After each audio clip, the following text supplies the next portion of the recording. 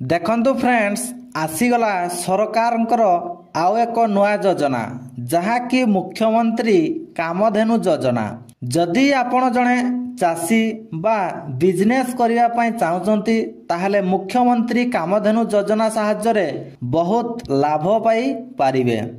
एही योजना थ्रू आपण 2,30,400 टंका पाई पारिबे एवं सबुठारु बड़ कथा हेउची सेथिरु 1,61,280 टंका सब्सिडी मध्य पाई पारिबे।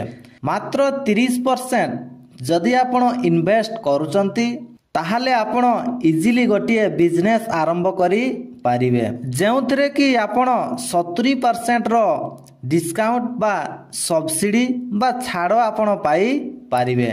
सरकार केवल मिल्क प्रोडक्शन रो इंप्रूव करिवा ता सहित चाषी मानकर उन्नति पाई एही योजना आरंभ करिसंती।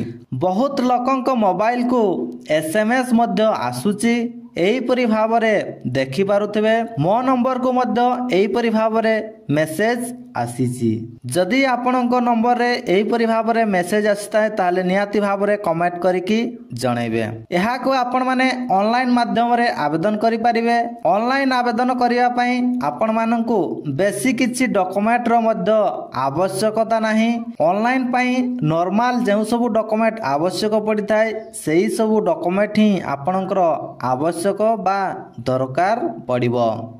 जेमिति कि जानि रखंतु आपणकर आधार कार्ड बैंक पासबुक ता सहित आपणकर जमी पट्टा बा लैंड रिकॉर्ड जहा थिबो आपणकर तापरे कास्ट सर्टिफिकेट जदि आपण एससी एसटी हेतिबे ताहले आपणकर कास्ट सर्टिफिकेट आवश्यक।